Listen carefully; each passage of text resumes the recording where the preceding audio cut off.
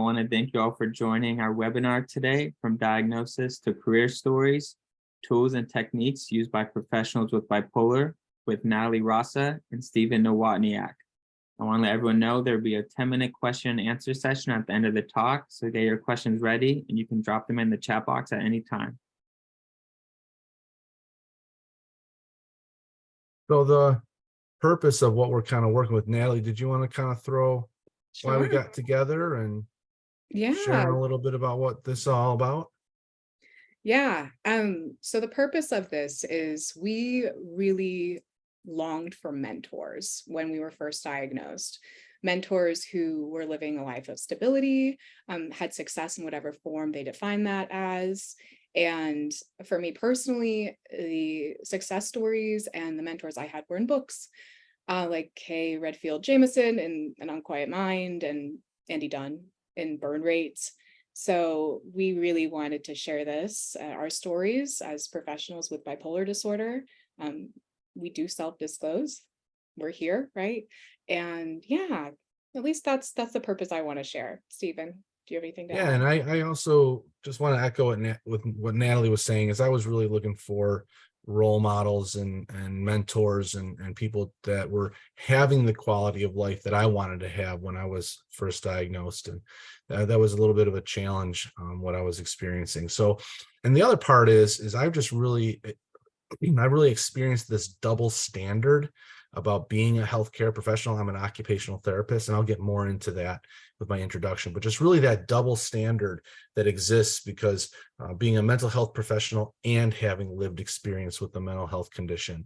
And I just think that there's some unmet needs there, and we're also an untapped resource. And so for me, it's all really about helping to move the needle with the evolution of the mental health system.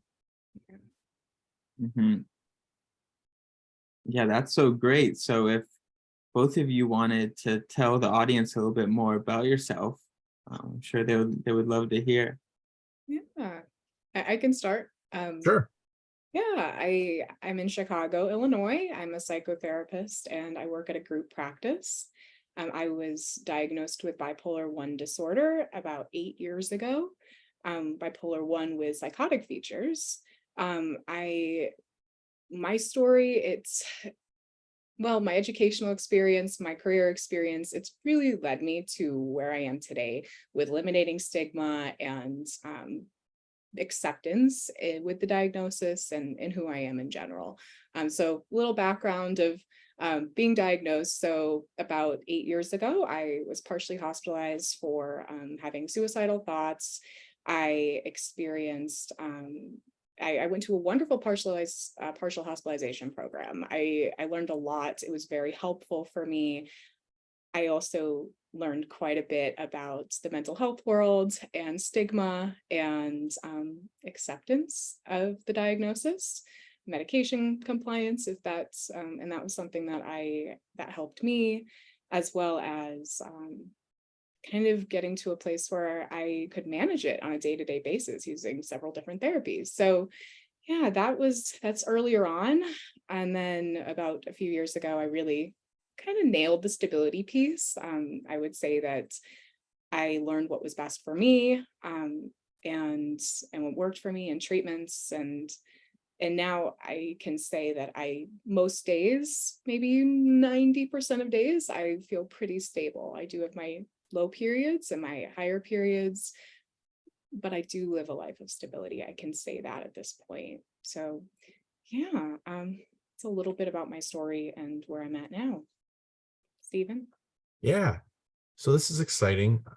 My story, my first degree was in earth science secondary education to be a teacher. And I actually did a self-design master's degree where in May of 2000, I did an 8-month non-motorized trip from Buffalo, New York down to Key West, Florida. So I canoed across New York State on the Erie Canal, sailed the Hudson River in New York City, backpacked the Appalachian Trail to Roanoke, Virginia, and then biked to Key West, Florida. Because I really liked the teachers that brought experiences into the classroom, and I was really excited to do that. Well, in August of 2002, I was hospitalized for severe depression, and that's when I got my diagnosis with bipolar disorder. I ended up, and I was feeling lost. I was in my late 20s. I had a master's degree and I had no idea how to make life work. I ended up joining a vocational program and found out about occupational therapy. And occupational therapy helped switch it from being coping with the symptoms of an illness to managing the needs of a condition. And so that really transformed the trajectory and my perception of my condition. So I don't say it as an illness or a disorder anymore in my world. And just for myself, I just call it a condition. And I was introduced to the peer movement, spent some time as director of peer services at a state psychiatric hospital in Buffalo, New York. And it was then that I kind of saw the mental health system like the Wizard of Oz, and the wizard that's behind, the man that's behind the curtain, if you will. And that really really shared with me that there's a lot of people that are in this profession who have their own conditions and are drawn to this profession for helping, for finding purpose to pain, that kind of stuff. But as I mentioned in the introduction, there's this double standard I have found. And so really this, my whole desire is to help move the needle in improving the way that the mental health system works, the understanding of mental health, and also now to really help support healthcare professionals with mental health needs and how we can help move the needle in the process. Yeah, that's great. So let's dive right into this discussion. The first topic we're going to talk about is how have you used your experience with bipolar to assist you in work with clients? Yeah, I can go. So I'm a psychotherapist. I work with clients mostly with bipolar disorder. That's something I specialize in. There is a level of empathy that I bring into the room, into the space. It is a careful balance because on one hand, empathy is needed to have those human moments with clients and be there. On the other hand, there needs to be a separation because each story is so different, right? Someone's story is not my own, and they're experiencing bipolar disorder in a way that I haven't, and maybe similarities, but differences as well. So empathy is it's a huge piece in how I navigate the therapeutic space. I really encourage my clients to work with their brains, not against it. I take a holistic perspective where we rule out biological related issues. We rule out anything they've tried in the past because everyone has tried something in some way. And sometimes that has been helpful. Maybe it's been more unhelpful for them in their life. And we figure out, how do we work with your brain to maybe change your lifestyle, change, I don't know, the way that you talk to yourself. So all of these things that I have learned on my own. So I bring that experience in that way. I encourage my clients to find that self-acceptance through that process. And I've also used evidence-based techniques on myself. So of course I bring that to the table as well with my knowledge from my educational experience. So all of that wrapped together, I think that has helped me in my work. Yeah. I found that the experience of living with the condition and the symptoms and everything has definitely helped with the empathy part, and just realizing that we're all icebergs, really. I mean, what you see is just a tip of what's involved with an individual, and there's so much more that a person can be carrying with them, or past experiences, or just environmental situations, and just really being aware that there's a lot more to a person than just what you see. I've gotten involved with the peer movement. My current job is to support training with psychiatric rehabilitation in New York State. And so I try to use my lived experience with my professional experience to help professionals understand what my experience of living with a bipolar condition is like, and to help improve that empathy amongst people that may not necessarily have that related experience themselves. So I try to use my professional credentials as a way to learn techniques and skills, but my peer experiences to help with that empathy and making that bridge, and to help providers understand the experience and the importance of the values of the peer movement as well. Yeah, the peer movement really is important. So as for our next question, it will be, what drawbacks have you had in your career using your lived experience? Yeah. I, yeah, what I have found, because I've worked in the mental health system at a state hospital, and I found for myself that sometimes it was a little confronting, because here people, like, I was hospitalized once with depression and once with mania, and that represents some of my worst days. And so what I found was sometimes being in that environment was reminding me of some of my worst days. And so that had some challenges associated with it. And so those are the main drawbacks that I have found, is that sometimes I can take things a little, it can strike a little close to home. And so giving that space, I've had to work on. Yeah, I understand that. I agree and feel that way too. I also, the drawbacks I've experienced, they have been around self-disclosure in a lot of ways. Because I have experienced mania, I have experienced depression.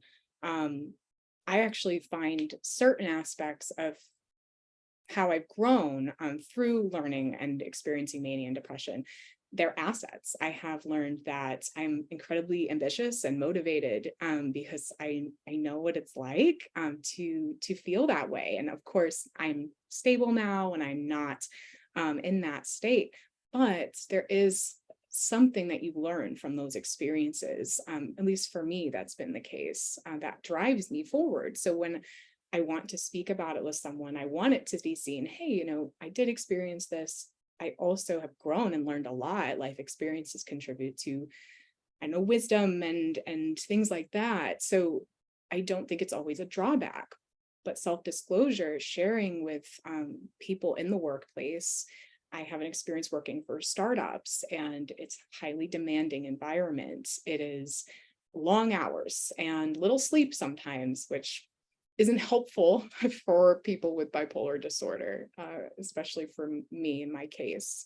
So self-disclosing to certain people, which we may touch on a little bit later, I didn't always receive the responses that were supportive towards me and my condition. So yeah, I know we'll touch on that a little bit later, but that was a drawback, yeah, disclosing in that way. Yeah, so building on those responses, let's talk about stigma in the workplace. Have either of you experienced it? Natalie, you want to go first? Yeah, because I was just touching on it, right? Yeah. I have experiences where I've shared with trusted coworkers, and they have shared with me that it may not be safe to tell. It may not be safe to bring up, especially if I'm currently struggling. I know that they were very protective responses and they were supporting me in their own way. I know that also contributes to stigmatization, right? That is the conversation of, hey, don't disclose, right? It's not safe to do that. It's still stigmatized. And that would kind of push a lot of like shame onto me in a way. Like I had this internal shame from even telling that coworker who I trusted. So that has been some experiences that I've had. Yeah, and also just not being able to disclose to your employer in general, because there is the stigma that people with bipolar disorder are unstable, unpredictable, aggressive. I've seen that in the media, and it's just, it's not the case. So yeah, that's how I've experienced it. I found that the degree of stigma that I have found that the way I've been treated by coworkers oftentimes is related to how well I'm handling my symptoms. Because what I have found is that if I'm handling it well, like in my world, my symptoms aren't gone. Medication softens the intensity of the symptoms, and then it's a matter of working with them. And how do I kind of create systems that can accommodate the needs in the different scenarios and in the different states. But when I was doing well and I showed my abilities first, then it was like, oh, okay, I get that that's part of it, and we can work with it because they're seeing my capabilities and my performance first when I'm doing well. When the symptoms were a little, so I had that in some work settings. In a work setting that I had when the symptoms were a little stronger, then I found that my behaviors were building and justifying some of the stigma that's out there because it fed into that previous perception. And then I was experiencing a little bit of that. But definitely it's a double-edged sword, because I don't know that the general working environment, especially with mental health, that every colleague is open to a person having those personal experiences themselves and sharing it. It's almost like we need to be well ourselves, and we can't have those situations. So stigma, I find, is a double-edged sword with how it showed up and when I experienced it. Yeah, so moving on to internalized stigma, do you experience any self-stigma or shame yourself? Yeah, at this point, I've moved through a lot of the self-stigma and shame that I've carried. It has been a slow process, I would say. There are times where I do still feel that way, because it is so ingrained after having it for so long and carrying that stigma for so long. So it is retraining my brain in a way to not think that way and think the opposite and challenge those thoughts. The self-stigma that I've experienced, it started on a societal level, and then the internal shame piece, I think, came when I wanted to share, but I received societal pressure that I need to be more established in my career and prove myself in a way before disclosing it. What has helped is really being open about it. I think the moment I told my employer, it really set me free. It's a very warm environment where I work. I trust the people I work with. And when I told the owner of the practice, she just welcomed everything with open arms. And that was helpful for eliminating self-stigma. But the moment I opened up about it, the moment I started telling people and speaking about it, I felt free. And that really crushed shame. So yeah, it's been a process. It's not easy, and it still comes up sometimes for me. I have to be transparent about that. It doesn't just completely go away, for me at least. Yeah, I definitely would say for myself that the self-stigma is more impactful than the community stigma, just my experience with it. And I have like, I find that when I'm in my depressive state or anxiety state, I can have this mental fog feeling, and then I'm not crisp, and I know that I'm not performing as well as I want to perform. So then that makes I get this feeling like there's something wrong with me. I'm broken, I'm weak. That's the internal dialogue that I find comes up.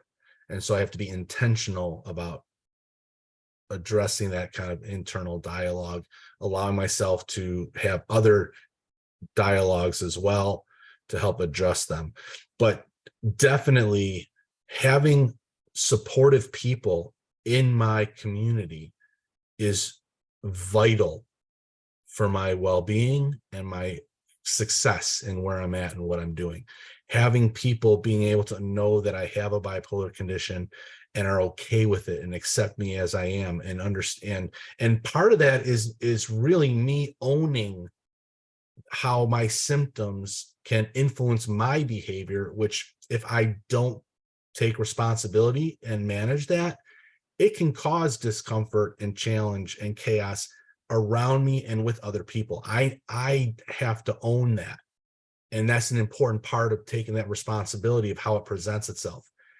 And I think that by doing that, and when people see that I'm actively working at it, trying to work with it, I have found that I have had more tolerance with it, as opposed to it being, well, this is just how it is, and you have, you know, like by me owning it and taking that responsibility, that can make a big difference.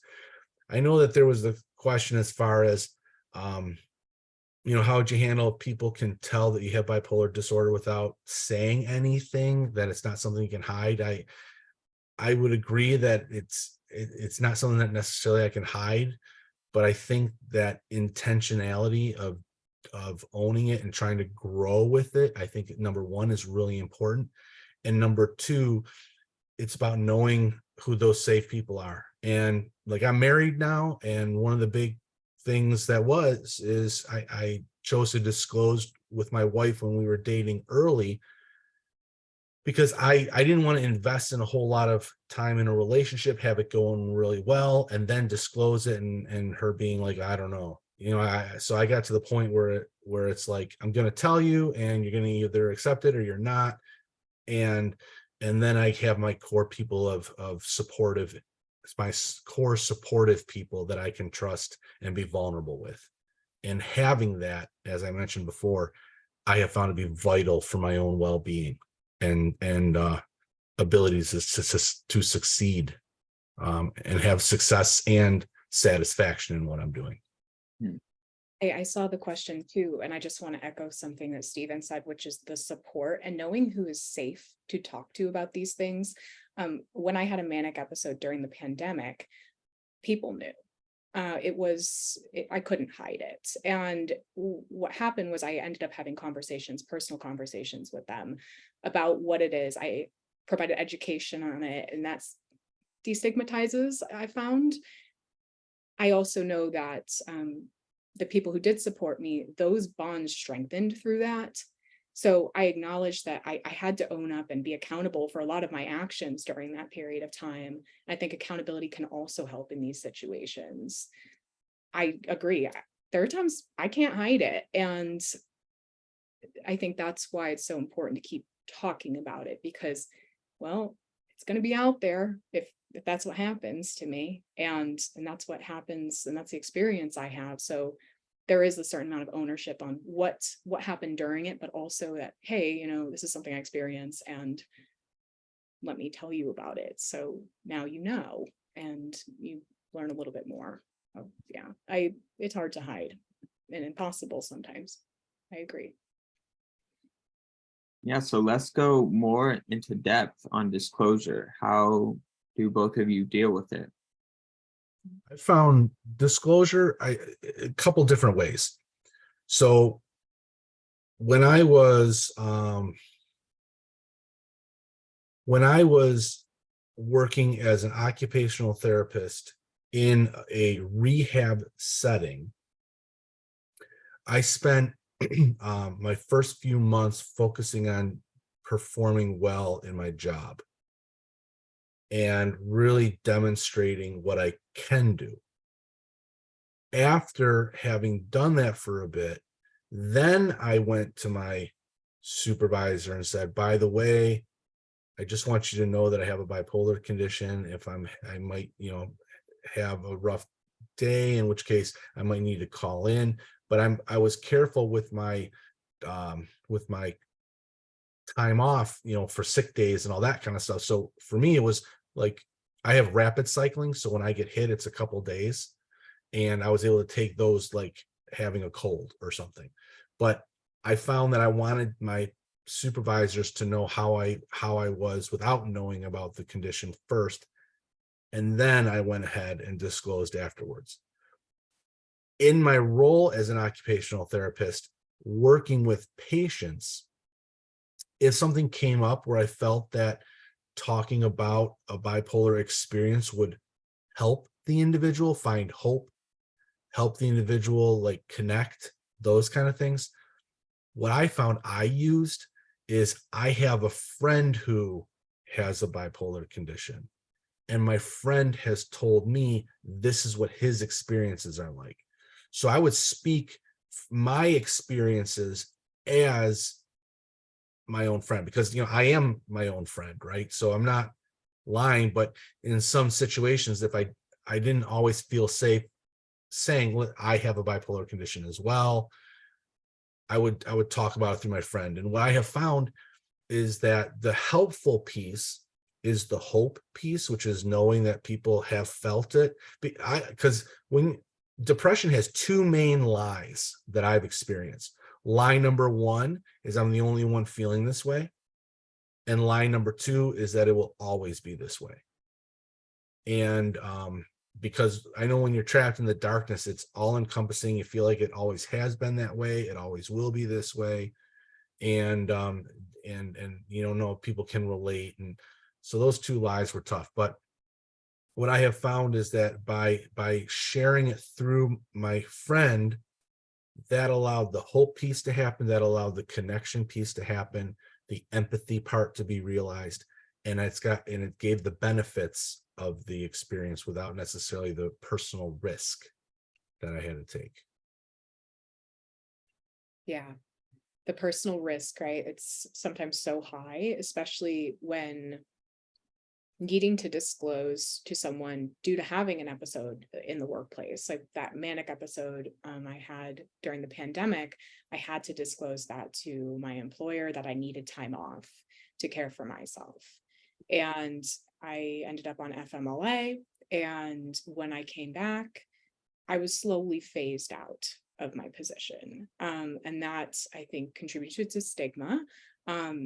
It's also, I think, even though I had that conversation and I did disclose, I learned who is a safe person to disclose to. And at that time, I don't feel that person was that, or that employment opportunity that I had.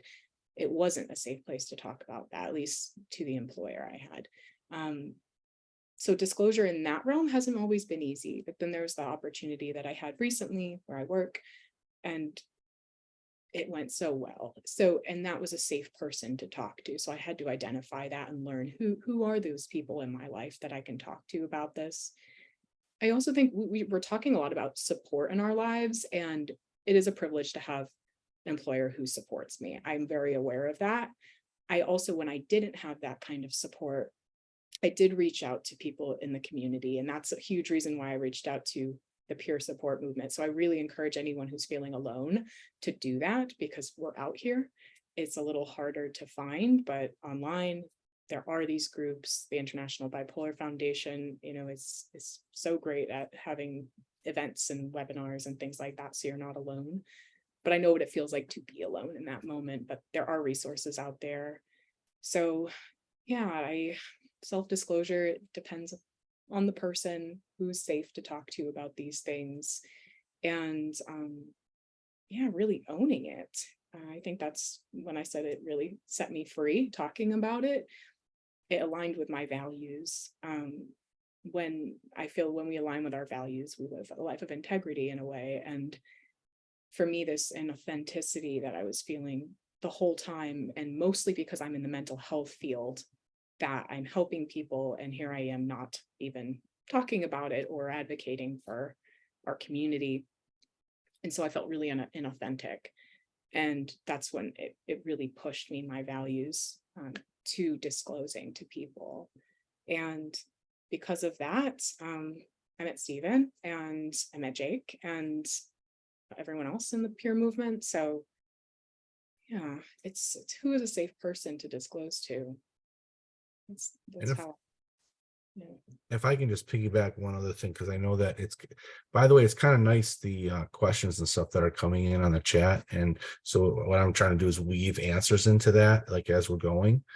But it definitely, it's tough. Like I have had it when I've been hypomanic or slightly manic. And I've had it where people have been affected by that behavior. And I was in a work setting where that happened, and I had an ex-girlfriend in that setting, and it became like I did not do well. And so I actually had to leave that setting because of what was going on, and the space and how people's perceptions were, and all this other kind of stuff. So sometimes I had a situation where I had to leave. And it was because I had done some things that I'm not proud of.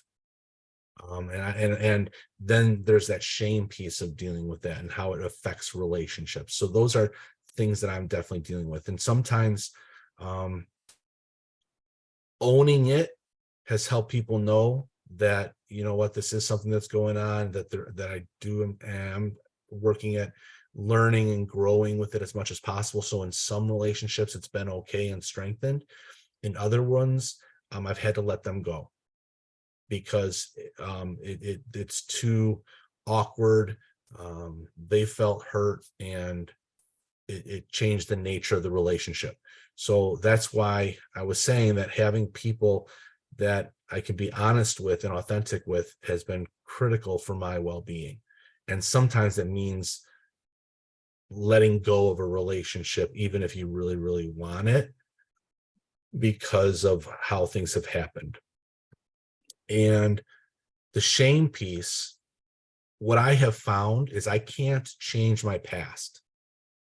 The only thing I can do is try to find purpose to that pain and to do better in the future. So that even though that past circumstance was painful and shameful, and I'm not proud of it, my future interactions can be hopefully more beneficial. I can use that to try to help move the needle within the system and work on finding purpose to the pain. Those are how I found I deal with that, the reality of it, and kind of what I do with it.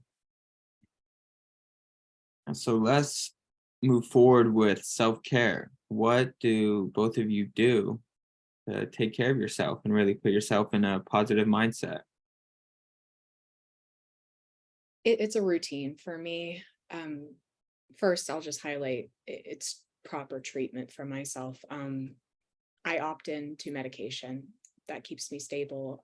Therapy, social rhythm therapy, which if people aren't familiar with that, it is moving with your circadian rhythm. It is moving with your routine, going to sleep at the same time every day, eating at the same time every day, exercising if that's something that you do.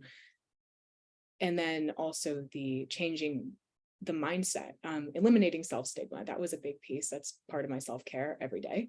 I also reached out, and I have a bipolar buddy who I have in my life who I can go to, someone else, a friend with bipolar disorder, who I can talk to about these things so I don't feel alone, mostly during episodes.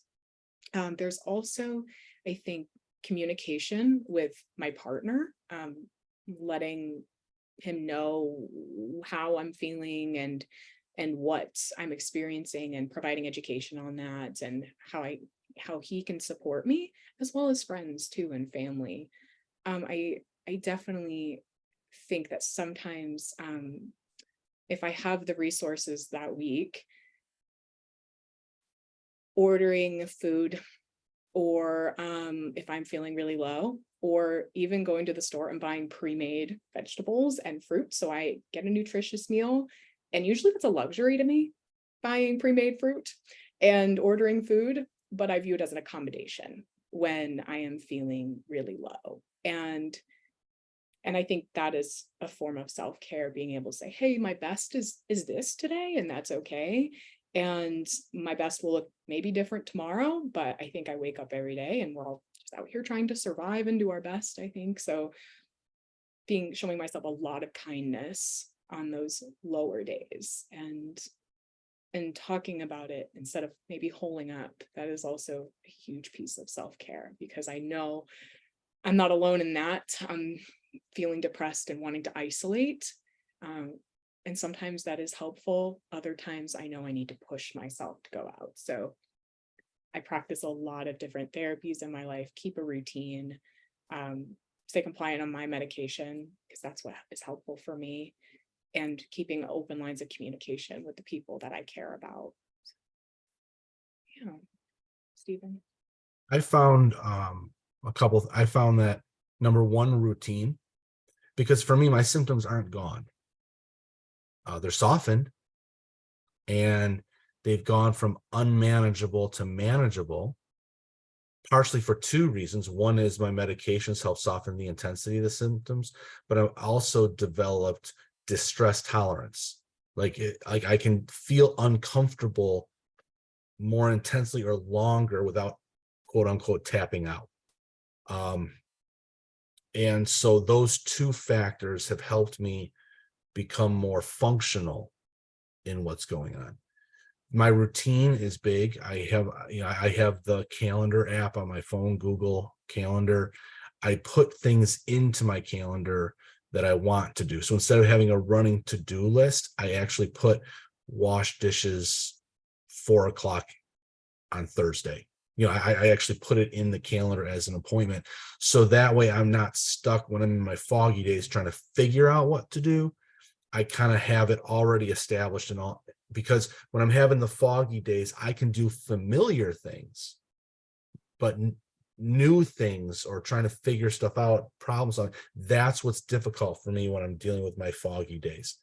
The other thing, financially, I kind of have a system that I've put together. I've done a budget, so that way I know what are my bills and what's my discretionary money, the stuff that I can choose how to spend, like for groceries or ordering out, those kinds of things. My bills and all that, those are my fixed expenses. So I put my fixed expenses at auto pay through my bank account. And that way, no matter what state I'm in, my bills are getting paid. The second part of that is while my check is direct deposited into my primary account, I have a second account, which I call my lifestyles account, that with my budget, I transfer an allowance into myself every week. That way I'm not managing $1,000 thinking that I have all this money. I'm managing $100 to take care of gas, food, those kinds of things. Managing less amount is safer. Then if I run out of it, I have to transfer. And while it doesn't prevent me from spending it, it does give me an opportunity to choose no. So those are just two examples of some techniques that I have found to help take care of myself and manage things as I'm going. The other part of it for me is really framing the context and my personal relationship living with the condition. I call it a condition. For me, it's a journey of self-awareness and maturity more than it is illness management and coping with symptoms. The personal growth and development of while managing the needs of a condition, I find more empowering. I find a little less shameful, and those two things, framing it and then having some skills and tools to help work with it, I have found to be helpful. Yeah, those are all really great strategies from the both of you. So thank you for sharing those. And then now we're going to go back into the healthcare profession, and we're going to talk about what unmet needs do you see for healthcare professionals with a bipolar condition? I think support in the workplace is an obvious answer. And what that can look like is, let's just say someone that a coworker is out sick or taking time off and has disclosed that they have bipolar disorder. Checking in with them, sending flowers like they would if they were in the hospital and sick, and with a heart condition, or just being there in some kind of form, and even in a professional way. I think that it is sometimes, I can speak from experience. When I was hospitalized and I took time off of work, it was around the same time actually as one of my coworkers took off work for a leg injury. And there was a vast difference in how we were treated for that time off. And I'm so glad my coworker had that experience. I also know that it was stigmatizing to me at the same time for not being reached out to, even though there were people who were aware of it, and not checked in on. So I think that some people are hesitant to check in on people who are taking time off for their mental health. And for me, it's so appreciated. If I have disclosed, it's appreciated, and I feel cared for, and it's destigmatized that way, I think. So yeah, that support, providing an open space, I think, in the workplace and culture to talk about these things is important. Companies holding mental health days, companies maybe educating people on the importance of taking time off for their mental health. I'm talking about maybe disclosure in the workplace, keeping the conversations going. I think large companies could really benefit their employees actually from these experiences. I know that some companies are starting to do that, but I think more need to. So I think we just need the freedom to talk about these things. If we had a leg injury, people would know about it. And when I had that manic episode, people knew about it. So it's a sickness in its own way. Now, there is the accountability piece a lot of the time that comes along with episodes. If there was a certain, I don't know, something that I said or did in the workplace that was inappropriate, because that has happened. And that contributes to the stigma and maybe people not reaching out. There is that piece there, and I have to acknowledge that. It is a bit different. I also think at the same time, we can acknowledge the accountability. And if someone owns up for that, which in my case, I did apologize to people and talk about it with them and speak with them on a personal note. I also think it's helpful to be reached out to and to provide this education in the workplace. So it is destigmatized. The more we talk about it, the less destigmatized it is. So I think that includes the workplace. That's where we spend most of our time. A lot of us, at least. A lot of us spend sometimes more time with our coworkers than with our loved ones. So that place should be a place of safety for people. Yeah. Yeah, I think some of the unmet needs, I think there's an unmet need and there's also an untapped resource. Unmet need is, being an occupational therapist or your medical provider or a healthcare provider, going to a community support group could be difficult because of the disclosure piece, the boundary piece, the what happens if you run into a client, and there's a whole onion there of dynamics that can be challenging. So I think that somehow a support group, maybe online or somewhere, that people could go to be able to disclose, but not necessarily have their clients know if they're not ready to disclose, or that environment is not conducive to that disclosure, I think is an unmet need. I know that there are a lot of places that do have online support groups, which might give a little bit, Depression Bipolar Support Alliance, I know, is one that has that if you feel connected with any of that. But I think having support groups for professionals with lived experience, I think, is an unmet need. The untapped resource is, I think, that the peer movement really came up with values and principles that make up the peer movement. And I feel that, and a lot of that came from how people were treated and how people felt marginalized or oppressed by the system.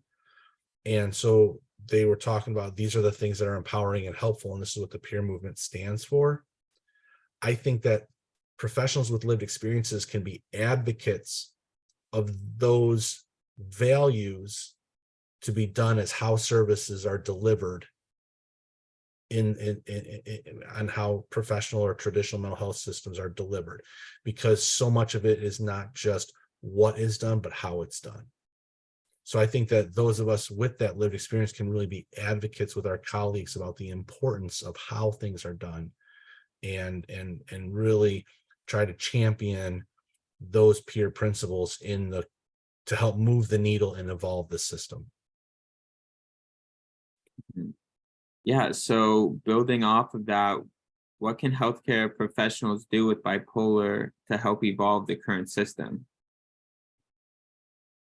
I think if you're feeling very called to disclose to peers, and be there in the community as an advocate, it's so important to do so if you've had that safe place to do that.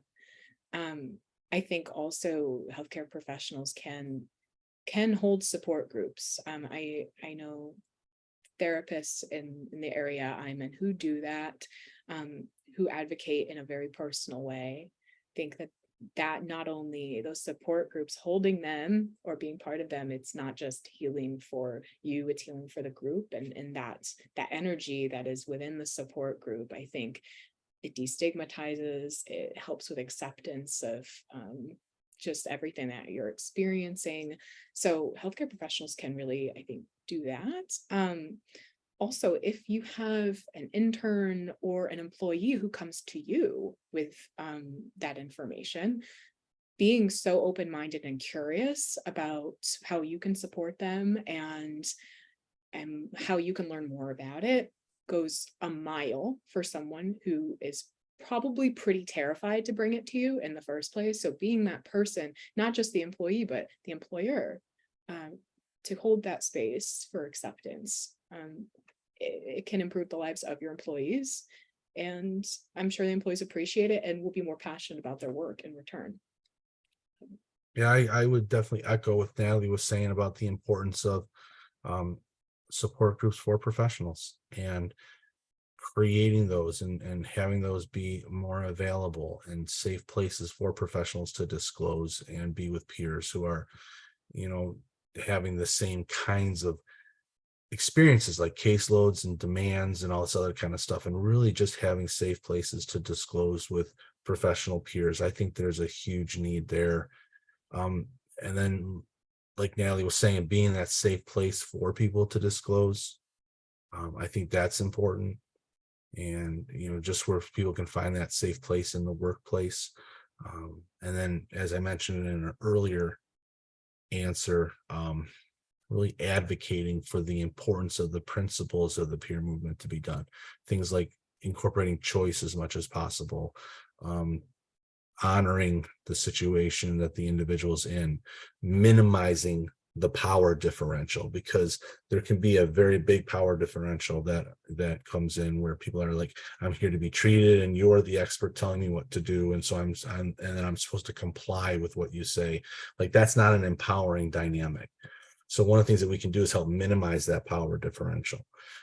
There always will be one, but we can, as I said, minimize it, and then champion those values, within the healthcare system, and really help let people know that it's not just what is being done, but how it's being done, and how do we help people feel empowered and supported in the process of learning the skills and tools needed to be able to be successful and satisfied in meaningful activities. Yeah, so earlier we touched on the importance of peer support, but I'm curious, what other skills and supports have you found helpful to have success and satisfaction in your career?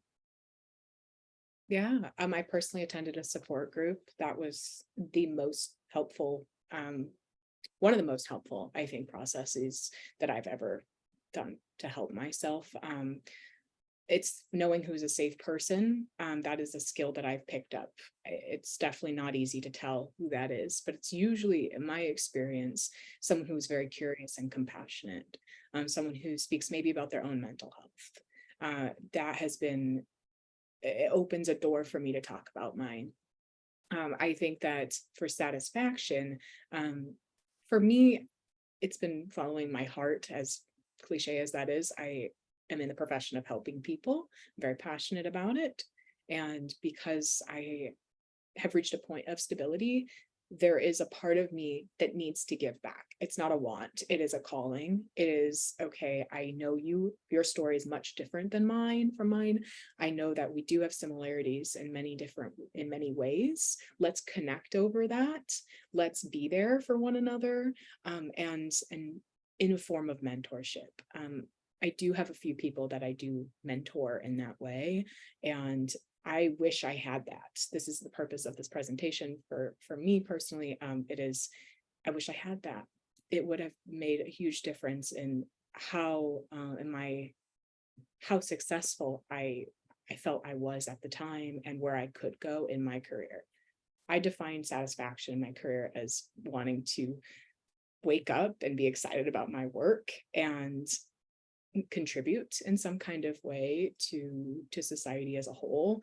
And that is success to me in my world. Everyone defines success so differently, right? But for me, that is it. And so the skill is, who's a safe person, who's safe to talk about, how can I use my experience and the empathy that I have from my learned experience, my lived experience, to help others. Yeah. So yeah, Stephen. Yeah, one of the skills, I'm going to call it a skill, but being able to find purpose to pain, I have found to be immensely beneficial and empowering, because I have found that there's one thing just to cope with an uncomfortable situation and deal with it and and just kind of survive it and all that kind of stuff. But to be able to take those experiences and use them in order to improve things and have that experience, while uncomfortable as it was, as life-changing as it was, as an asset to move forward, I have found that to be a critical piece. Support, another one, is having, as I think we've said throughout it, is just having key people that I can trust. And I have a colleague that I am able to confide in. And when I'm dealing with my anxiety and depressive days and my mental fog times, having a person to check in with, to say, you know what, I'm having a hard time kind of figuring out my bearings. This is they can help be that voice of reason to help me have a little bit more objectivity in what's going on and help me guide what I do and how I do it. So having key people that I can be honest with and just be vulnerable with and trust their input, that's a key support that I have found. My wife, my friends, so just having people in my social life that I can do. And as I mentioned, some relationships didn't work out that way. And some situations, there was a grieving process of having to let go of what I wanted some of those relationships to be. But what I have found is that having the solid ones that are supportive is really, really beneficial and important. And then, so those are the main supports that I have found. Mhm. Yeah, I just saw a question actually in the chat about I think starting over and over again after having certain crashes, like manic crashes, as I think this person is defining it in this paragraph. And because they mentioned friends and colleagues in the workplace, it relates, I think, to what you're saying, Stephen. Like there are people, there are friends, there are coworkers that sometimes the relationship may not exist anymore for one reason or another, and it's who is in your corner, like who is that safe person, who is important and cares and is solid. But the question of how do you start again and again after every crash, every 3 to 4 years, I think it is forgiveness. And I use that word because for me personally, it is I'm hard on myself, and it's very painful to admit some of the things that I have had done or experienced. And it's almost like I did myself wrong in a way, but I have to go, wait a minute. My brain was hijacked during that period. That's what it feels like for me, at least. And I do take accountability. I also forgive myself in what I can control and what I can't. And forgiveness is kindness. And when we show kindness to ourselves, just like you would to a friend, to a loved one, then there's a healing part there. There's a healing piece. So yeah, I just wanted to address that question in the chat because it's related to what you were saying, Stephen. Absolutely. And if you're looking for a spot just to kind of have that acceptance and things, I think finding a peer support group of just, even though you might not always, even if it's online and you're not able to go for coffee, just a group of people that can relate and support you as you're going through this journey, because they're sharing the journey, that can kind of give you a space to start with and to hold on to. Yeah, so we do have time for one more question, and that would be, what are your career goals? For me, it's continuing to be part and growing my involvement in the peer movement.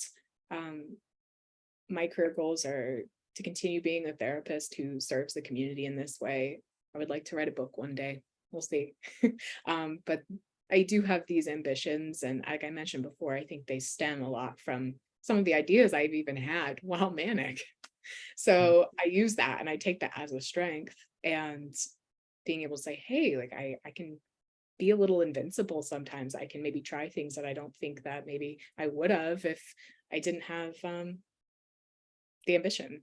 So yeah, maybe a book. I'd like to continue sharing my story and hopefully benefiting others as well. Nice. I really want to help move the needle and evolve the system. And I want to use my professional and personal experiences to do that. I want to just, and so I used to have like jobs or monetary goals or status goals or those kinds of things. I used to have that, but now I'm finding that it's much more about understanding what values do I want to live out and what characteristics do I want to have around me. And if I can be in a job that acts as a vehicle for those things, then I'm moving in the direction that I want to do. So what I'm just really wanting is my career to help evolve the system and move the needle and develop it. So that's my goal. Mhm. Yeah, those are great. So that about concludes the time we have today. I want to thank Stephen and Natalie so much for their courage and insights to our audience. And it's professionals like you that truly give hope to those out there that are struggling with bipolar. And I want to ask if either of you have any closing remarks. I'm so grateful to be here. I think that continuing this conversation, it's really sets, like I said, my own self free. And also I just hope that if anyone is questioning whether they should or shouldn't, and they do have a safe person to talk to about it, if that leap you feel called to take that, and you feel the other side is freedom and authenticity, to take that chance for yourself if you have that environment set up. So yeah. The piece that I just want to throw out there is number one is you're not alone. That's one of the biggest lies of the condition. And that there are people that are living with it. There are people that have faced some of the challenges you're facing. You're not the only person that has ever faced that. And that there is hope. So that's the first thing I want to throw out there. The second thing that I would just throw out there is definitely, if you have any questions or feedback or any comments about this, to to send those in and help that conversation to grow and develop. So those would be my two final points. Mm-hmm. Well, thank you. And I want to let our audience know that this recording will be published on ibpf.org and our YouTube channel, International Bipolar Foundation. And with that being said, thank you, Natalie. Thank you, Stephen. And everyone, have a lovely rest of your day. Thank you for joining. Thank you. Thank you. Bye now.